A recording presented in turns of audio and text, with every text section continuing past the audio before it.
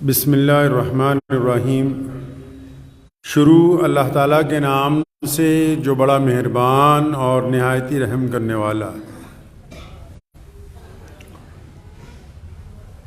نبی اب نہ آئیں گے ذلی بروزی،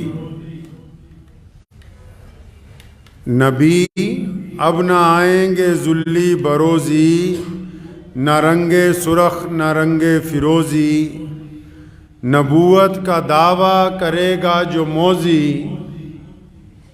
نبوت کا دعویٰ کرے گا جو موذی، یہ رنگ ہوں گے اس کے کمانے کے روزی۔ نہ ختم نبوت پہ ہو جس کا ایمان، نہ ختم نبوت پہ ہو جس کا ایمان، ہے فاسق و فاجر مجسم شیطان۔ اللہ کے پیارے نبی حضرت محمد رسول اللہ صلی اللہ تعالیٰ علیہ وسلم کی ذات گرامی، جسے اللہ تبارک و تعالیٰ نے تاج ختم نبوت کے ساتھ اس دنیا میں مبعوث فرمایا۔ نبی علیہ الصلوۃ والسلام نے اقوام عالم میں دین اسلام کی شکل میں زندگی گزارنے کا ایک بہترین راستہ عطا فرمایا۔ آپ نے دیکھا بھی ہوگا، سنا بھی ہوگا، پڑھا بھی ہوگا کہ جس دن سے نبی علیہ الصلوۃ والسلام نے اسلام کی بنیاد رکھی، اس دن سے لے کے آج تک 1450 سال گزر چکے ہیں۔ الگ الگ دور میں، الگ الگ وقت میں، جبکہ نبی علیہ الصلوۃ والسلام ظاہری طور پر ہم سے پردہ فرما چکے ہیں،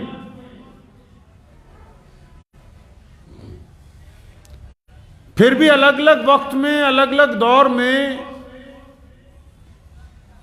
جھوٹے نبی ہونے کا بہت سے لوگ دعویٰ کرتے ہیں، یا نعوذ باللہ نبی علیہ الصلوۃ والسلام کی شان میں کچھ لوگ بے ادبی کرنے کی کوشش کرتے ہیں۔ اگر عام زبان میں سمجھا جائے تو بس یہ سمجھ لیجئے کہ جو بڑی مشہور کمپنی ہے، اکثر چور ڈاکو اس کا ڈپلیکیٹ مال تیار کر کے مارکیٹ میں بیچنے کی کوشش کرتے ہیں۔ نبی علیہ الصلوۃ والسلام کے بارے میں آپ نے دیکھا ہوگا کہ متعدد اسلام دشمن طاقتیں بھی انہی کے اوپر بار بار نعوذ باللہ حملہ کرنے کی کوشش کرتی۔ وجہ کیا ہے؟ ہمارے ملک میں بھی انگریز کے دور میں مرزا غلام قادیانی مردود نے نعوذ باللہ جھوٹی نبوت کا دعویٰ کر لیا اور کوشش کی مسلمانوں کے اندر نفاق ڈالنے کی۔ لیکن ایسے جتنے بھی فتنے ہوتے ہیں، ان کا مقصد کیا ہے؟ اور یہ صرف نبی علیہ الصلوۃ والسلام کے متعلق ہی ایسا کیوں کرتے ہیں؟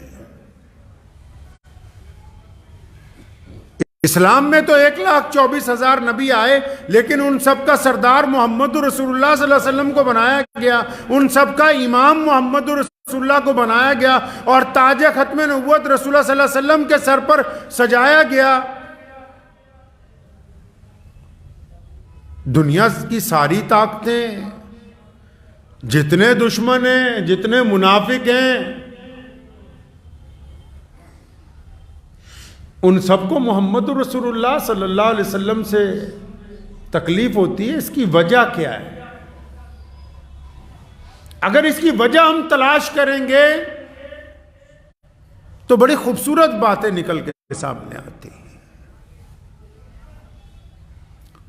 کائنات میں جتنے انسانیت کے دشمن ہیں، کائنات کے اندر جتنے لوگ دوسروں پر ظلم کرنا چاہتے ہیں، کائنات میں جتنی ایسی طاقتیں ہیں جو انسان کو انسان نہیں سمجھنا چاہتی، دنیا میں جتنے ایسے لوگ ہیں جو جاگیردارانہ نظام چاہتے ہیں، دنیا میں ایسی جتنی طاقتیں ہیں جو انسان کو اپنی جوتی کے نیچے دبا کے رکھنا چاہتی ہیں، جتنے لوگ دنیا میں عام لوگوں پر، غریب لوگوں پر، مظلوم لوگوں پر رنگ اور نسل کے اعتبار سے لوگوں سے دشمنی نکالنا چاہتے ہیں، ان سب کو نعوذ باللہ محمد رسول اللہ صلی اللہ علیہ وسلم سے تکلیف ہوتی ہے۔ کیوں؟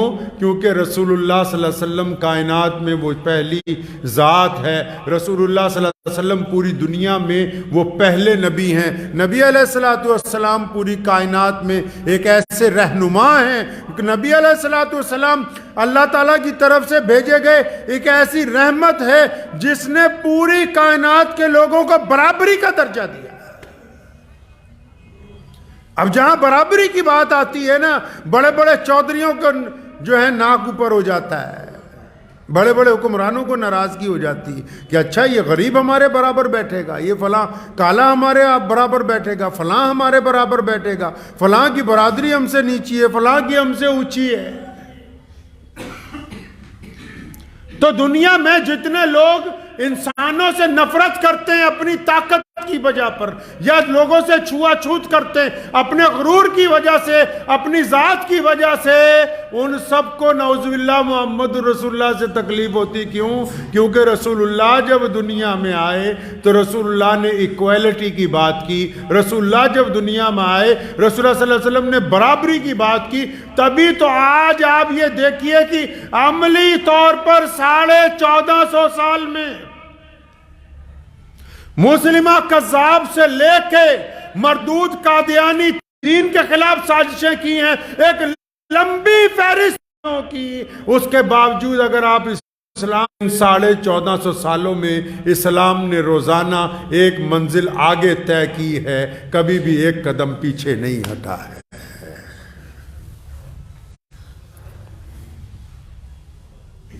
کیوں؟ ایسا کیوں ہے کہ نبی علیہ السلام کا یہ دین اتنی سازشوں کے باوجود، اتنی تخریب کاریوں کے باوجود، تاج ختم نبوت صلی اللہ علیہ وسلم کے اندر غدار آ گئے، منافقین آ گئے، اس کے باوجود اسلام ترقی پذیر ہے، اور محمد رسول اللہ صلی اللہ علیہ وسلم کا تاج اسی طرح جگمگا رہا ہے، جو ابد سے ہے اور ازل تک رہے گا۔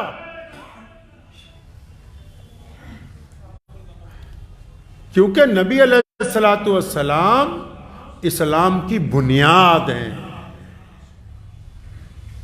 بہت سارے لوگ جو مسلمان نہیں ہیں اور بہت سارے لوگ جو مسلمان بھی ہیں، وہ بعض اوقات یہ سمجھتے ہیں کہ مکے میں جو مسجد ہے اس کی وجہ سے اسلام دنیا میں چل رہا ہے، یا بیت اللہ کی طرف ہم لوگ منہ کر کے نماز پڑھتے ہیں اس لیے اسلام دنیا میں چل رہا ہے، یا ہمارے پاس قرآن پاک جیسی مقدس کتاب ہے اس لیے اسلام پوری دنیا میں چل رہا ہے، یا ہمارے پاس لاکھوں مساجد مدارس ہیں اس لیے اسلام پوری دنیا میں چل رہا ہے، یا ہمارے پاس بڑے بڑے مولوی شیخ الحدیث ہیں اس لیے اسلام پوری دنیا میں چل رہا ہے۔ یہ سب چھوٹی وجوہات ہیں، پوری کائنات میں اسلام اس لیے آج تک قائم ہے اور اس لیے قیامت تک قائم رہے گا کیونکہ محمد الرسول اللہ کہ یہ صلی اللہ علیہ وسلم کی اقتداء کرنے والے لوگ، محمد رسول اللہ کی اتباع کرنے والے لوگ محمد رسول اللہ سے اپنی جان سے زیادہ پیار کرتے ہیں، اور یہ محبت کا نتیجہ ہے کہ اسلام پوری دنیا کے اندر قائم اور دائم ہے۔ مجھے ایک صاحب نے پوچھا کہ قادیانیوں کے ساتھ بات چیت ہو سکتی ہے، تو میں نے انہیں دنیاوی طور پر سمجھانے کے لیے ایک بات پوچھی۔ میں نے کہا اگر کوئی تمہارے باپ کو برا کہے تو اس کے ساتھ بیٹھ کے بات کرتے ہو؟ کہتے نہیں، اس سے کیسے بات ہو سکتی ہے جو نعوذ باللہ ہمارے، اگر آپ کی ماں کو کوئی برا کہے تو اس سے بیٹھ کے بات کر سکتے ہو؟ اگر کوئی کاروبار میں آپ کو بار بار کاروبار میں ڈاکہ ڈالے، آپ کے کاروبار کو نقصان پہنچائے، کیا تم اس کے ساتھ معاملات رکھ سکتے ہو؟ اور اگر کوئی تمہارے بچوں سے دشمنی کرتا ہو تو کیا اس کے ساتھ معاملہ رکھ سکتے ہو؟ کہنے لگا بالکل نہیں رکھ سکتے۔ تو پھر سنو محمد رسول اللہ صلی اللہ علیہ وسلم نے کیا فرمایا؟ فرمایا ایمان والا وہ ہے، ایمان والا وہ ہے، مسلمانوں ایمان والا ہے ہی وہ۔ فرمایا یا رسول اللہ کون ہے ایمان والا؟ فرمایا جو مجھے یعنی محمد رسول اللہ کو اپنی جان سے زیادہ، اپنے مال سے زیادہ، اپنی اولاد سے زیادہ، اپنے ماں باپ سے زیادہ، فرمایا حتیٰ کہ اپنی جان سے زیادہ جو محمد رسول اللہ سے پیار کرتا ہے بس وہی ایمان والا ہے۔ اور ان ایمان والوں کا ذکر تو نبی علیہ الصلوۃ والسلام نے مدینہ منورہ میں اپنی مسجد میں فرمایا۔ یہ جو اب پوری دنیا میں مسلمان ہیں بڑے خوش قسمت لوگ ہیں۔ نبی علیہ السلام نے صحابہ سے پوچھا کہ تمہیں پتہ ہے کہ افضل مسلمان کون سے ہوں گے؟ فرمایا یا رسول اللہ ہمیں نہیں پتہ۔ فرمایا وہ جنہوں نے مجھے نہیں دیکھا ہوگا، ابو بکر کو، عمر کو، عثمان کو، مولا علی کو، عبداللہ ابن زبیر کو، ابو ہریرہ کو، خالد ابن ولید کو۔ فرمایا جنہوں نے دیکھا ہی نہیں ہوگا ہم کو، اور جن کی اکثریت نے مکہ اور مدینہ منورہ بھی نہیں دیکھا ہوگا، لیکن فرمایا وہ مجھے اپنی جان سے زیادہ پیار کیا کریں گے۔ اسلام محمد رسول اللہ صلی اللہ علیہ وسلم سے عشق کی وجہ سے قائم ہے پوری کائنات کے اندر۔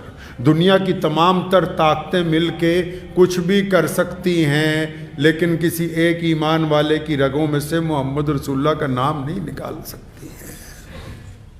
یہ جو ہمارے پاس تہذیب ہے، یہ جو ہمارے پاس تمدن ہے، میں مولانا سجاد نعمانی صاحب مدظ اللہ علیہ جو بھارت میں مسلمانوں کے سب سے بڑے قائد ہیں آج کے دور میں، تو ان کی گفتگو سن رہا تھا تو فرمانے لگے کہ میں امریکہ گیا تو وہاں ایک یونیورسٹی میں تقریر کے دوران انگریزوں کو پوچھا کہ انگریزی میں پاکی کس کو کہتے ہیں، طہارت کس کو کہتے ہیں؟ حیرت کی بات ہے کہ ان کی ڈکشنری میں اس کا کوئی انگریزی معنی ہی نہیں ہے۔ صفائی کا معنی ہے کہ کلیننگ ہو جائے، لیکن پاکی کا کوئی معنی ہی نہیں ہے ان کے پاس۔ کیوں؟ کیونکہ ان کے پاس پاکی کا تصور ہی نہیں ہے۔ یہ اعلیٰ ترین دین محمد رسول اللہ نے انسانوں کو عطا فرمایا، یہ محمد رسول اللہ نے عطا فرمایا۔ صاف ہونا اور بات ہے، پاک ہونا اور بات ہے، عقیدت ہونا اور بات ہے، عشق ہونا اور بات ہے۔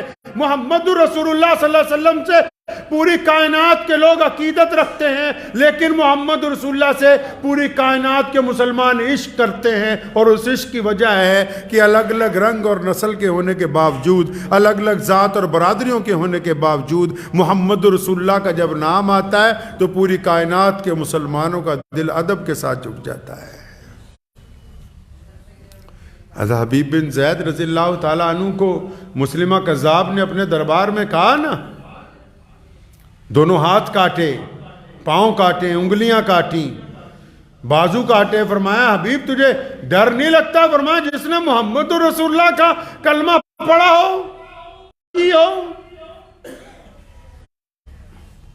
ہم نے ہی تو ہمیں یہ انسانیت عطا فرمائی۔ یہ کس نے سکھایا کہ تمام کائنات کے لوگ ایک برابر ہیں؟ یہ درس کس نے دیا کہ گورا اور کالا ایک برابر ہے؟ یہ کس نے کہا کہ ایک دوسرے کا جھوٹا پاک ہے؟ یہ کس نے کہا کہ انسان سے انسان نفرت نہیں کر سکتا؟ یہ کس نے کہا کہ کوئی بچہ غلام پیدا نہیں ہوا؟ یہ کس نے کہا کہ آج سے امیر اور غریب ایک ہی صف میں کھڑے ہوں گے؟ وہ کون ہے جس نے کہا کہ آ گیا این لڑائی میں اگر وقت نماز قبلہ روح ہو کے زمین بوس ہوئی قوم حجاز؟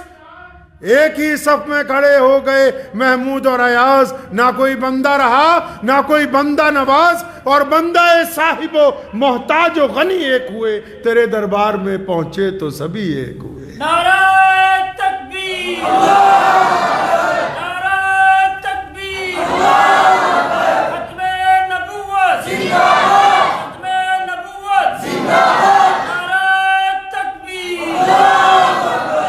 یہ درس دنیا کو کسی تکلیف ہے کہ مساوات کی بات کرتے ہیں، برابری کی بات کرتے ہیں، انسانوں کے حقوق کی بات کرتے ہیں۔ محمد رسول اللہ صلی اللہ تعالیٰ علیہ وسلم کی جو تاج ختم نبوت ہے، اس بات کو دل کی تختی پر لکھ کے لے جائیں. اور کچھ میں ان کو خبتی کہا کرتا ہوں جو زیادہ پڑھ لکھ جاتے ہیں اور پھر کہتے ہیں نہیں کہ فلاں فلاں کی بات سن لینی چاہیے. دنیا کا قانون سنو پہلے، دین کی بات بعد میں بتاتا ہوں تمہیں، تمہاری زبان میں سمجھایا جائے. کوئی بھی ملک ہو، چاہے ہمارا ملک ہو چاہے دنیا کا کوئی بھی ملک ہو، اس ملک میں اگر آپ کو کسی بھی حکومت کے ساتھ سیاسی اختلاف ہے، میرے لفظوں پہ غور کیجئے گا، دنیا کی کوئی بھی سرکار ہو، کوئی بھی حکومت ہو، یا ہمارا بھی دیش ہو، ہم اس دیش کے واسی ہیں، کسی بھی بندے کو اگر سرکار سے پولیٹیکل طور پر کوئی اختلاف ہے تو وہ چنی ہوئی سرکار پر نکتہ چینی کرتا ہے، تو سرکار اس کا جواب دے گی یا نہ دے گی تو کوئی بات نہیں، نعرے لگاتا رہے، دھرنے لگاتا رہے، کوئی بات نہیں. لیکن اگر کوئی اپنے ہی دیش میں رہ کے، اپنے ہی دیش کا کھا کے، اپنے ہی دیش کو توڑنے کے لیے دیش سے غداری کرے تو سیدھا اٹھا کے اسے پھانسی پر لٹکایا جاتا ہے، کیونکہ سیاسی اختلاف سنے جا سکتے ہیں، ملک سے غداری کا قانون میں کسی سے بیٹھ کر بات نہیں ہو سکتی ہے. قادیانی ہو چاہے شکیلیت ہو چاہے جو بھی ہو، کسی سے گفتگو کی تو بات ہی نہیں ہے، سلام دعا کی ہی ضرورت نہیں ہے، تعلق رکھنے کی ضرورت نہیں ہے. علامہ انور شاہ کشمیری رحمۃ اللہ علیہ نے فرمایا کہ اگر ذرہ برابر دل میں شک آ جائے، نعوذ باللہ ویسے ہی لیٹے لیٹے کوئی سوچ لے کہ نعوذ باللہ حضور نبی علیہ السلام کے علاوہ کوئی اور نبی ہو سکتا ہے کہ نہیں، یہ سوچنا بھی ایک ایمان والے کو اس کو ایمان سے دور ہٹا جاتا ہے. پھر دوبارہ کلمہ پڑھے، توبہ کرے، استغفار کرے، کیونکہ پوری کائنات میں اگر ہمارے لیے کوئی نجات راہ ہے، پوری کائنات میں ہمارے لیے اللہ تبارک و تعالیٰ کی حضور کوئی ہماری سفارش کرنے والا ہے، اگر کسی کا نام لے کر ہم زندہ ہیں، اگر کسی کے دستور کی وجہ سے ہمیں زندگی عطا ہوئی ہے تو وہ صرف اور صرف محمد الرسول اللہ صلی اللہ علیہ وسلم کی ذات ہے. پیارے نبی علیہ الصلوۃ والسلام کے بعد مجھے بہت لوگ پوچھا کرتے ہیں بھی ختم نبوت صلی اللہ علیہ وسلم کے اوپر کوئی فتویٰ دے دیجئے، مسئلہ دے دیجئے. اس میں نہ فتوے کی ضرورت ہے نہ مسئلے کی ضرورت ہے. جنادہ عشق صادق ہے وہ قد فریاد کر دے ہن. جن کا ایمان کامل ہے، جن کا عشق صادق ہے، وہ کب پوچھتے پھرتے ہیں کہ کیا حقیقت ہے کیا حقیقت نہیں ہے. ان کو پتہ ہے کہ ہم جس سے عشق کر رہے ہیں، جہاں اللہ تبارک و تعالیٰ نے ہمارا سلسلہ جوڑ دیا، وہ محمد رسول اللہ صلی اللہ علیہ وسلم کائنات میں سب سے کامل ذات ہے. وہ اللہ نے قرآن پاک میں نہیں فرمایا کہ میں اپنے محبوب کو سلام بھیجتا ہوں؟ کہا نہیں قرآن پاک میں اللہ نے کہ میں اپنے محبوب پر سلام بھیجتا ہوں، تم بھی محمد رسول اللہ پر سلام بھیجا کرو. ارے خدا جس ذات کو سلام بھیجتا ہو تو اس سے بڑی دلیل کائنات میں اور ہو کیا سکتی ہے کہ اللہ کے بعد اگر کوئی ہے تو صرف محمد رسول اللہ ہے. اس بات کو پلے باندھ لیجئے کہ عقیدہ ختم نبوت صلی اللہ علیہ وسلم میں مناظرہ نہیں ہے، عقیدہ ختم نبوت صلی اللہ علیہ وسلم میں کسی کے ساتھ کوئی اختلافی گفتگو نہیں ہو سکتی ہے. ہم اس طرح رسول اللہ صلی اللہ علیہ وسلم کی ختم نبوت پہ یقین رکھتے ہیں جس طرح امام ابو حنیفہ کو شیطان نے پوچھا ایک دن کہ اللہ کے ایک ہونے کی دلیل دو، حضرت نے 99 دلیلیں دی. پھر اس نے کھیل کھیلا، کہنے لگا اچھا یہ بتاؤ تم کون سی دلیل کے تحت اپنے رب کو ایک مانتے ہو؟ اور فرمایا ابلیس میں تو اپنے رب کو بنا دلیل کے اپنا رب مانتا ہوں، اور محمد رسول اللہ کو بنا دلیل کے محمد رسول اللہ مانتا ہوں. حضرات صحابہ کرام رضی اللہ تعالیٰ اجمعین میں یہ خوبی تھی، حضرات صحابہ کرام میں یہ خوبی تھی. جنگ بدر میں جب ابو جہل نے اپنے مخبر بھیجے، اس مخبر نے جو بات کہی وہ آپ کو بتانا چاہتا ہوں. جنگ بدر میں جب ابو جہل نے اپنے مخبر بھیجے مسلمانوں کی فوج کی طرف، تو مسلمانوں کے پاس تو ہتھیار نہیں تھے. 313 لوگ ہیں، پوری تلواریں پہ نہیں، 5-7 تلواریں، تھوڑے سے گھوڑے، 2-4 اونٹ، کچھ بھی نہیں. وہ لیکن مخبر گئے جب انہوں نے رات کے اندھیرے میں کئی لوگوں سے ملاقاتیں کی تو ابو جہل کو جا کے واپس ابو جہل نے پوچھا ہاں کیا ان کی طاقت ہے، کتنا ان کے پاس ساز و سامان ہے، کیسے ان کے تیر ہیں، کیسے ان کے گھوڑے ہیں، کیسی ان کی تلواریں ہیں؟ کہنے لگے ہم سے یہ تو نہیں پتا کہ ان کے پاس ساز و سامان کیسا ہے کیسا نہیں، کیونکہ ہمیں نظر نہیں آیا، لیکن ایک بات ہم تجھے بتا دیں کہ جیسے لوگ محمد رسول اللہ کے ساتھ ہیں نا، ان کو شکست نہیں دی جا سکتی۔ کہتا کیوں، بتاؤ تو صحیح کیا خوبی ہے ان میں؟ کہنے لگے یار جس سے بھی پوچھا ہم نے کہ تم مدینے سے بدر تک کیوں آئے ہو، کہنے لگا جتنے لوگوں سے پوچھا ہے کہ مدینے سے بدر کے میدان میں کیوں آئے ہو، سامنے اتنا طاقتور دشمن ہے، تو سب نے بس ایک ہی بات کہی کہ ہم تو اپنی جان اپنا مال محمد رسول اللہ کے نام پر قربان کرنے کے لیے آئے ہیں۔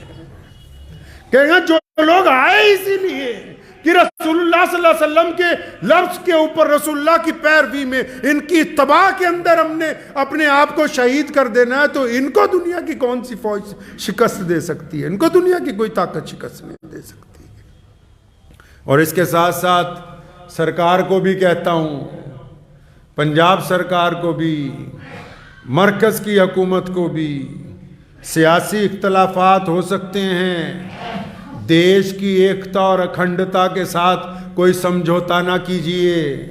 مرزا غلام قادیانی اور اس کے چیلوں نے آج سے 100 سال پہلے اس ملک کے ساتھ غداری کی، ملک کی آزادی کی جنگ کو روکنے کے لیے انگریز کے کہنے کے اوپر جھوٹی نبوت کا اعلان کیا۔ یہ مذہبی مسئلہ نہیں تھا۔ رئیس الاحرار مولانا حبیب الرحمن لدھیانوی فرمایا کرتے تھے کہ یہ سیاسی معاملہ ہے، کیونکہ ہم ملک کی آزادی کے لیے کام کر رہے ہیں۔ انگریز نے اس لیے قادیانیوں کو کھڑا کیا ہے تاکہ یہ مسلمان جنگ آزادی سے ہٹ جائیں،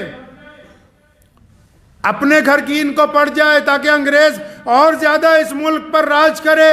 ان بدبخت قادیانیوں کی وجہ سے 100 سال بعد ہم آزاد ہوئے ہیں۔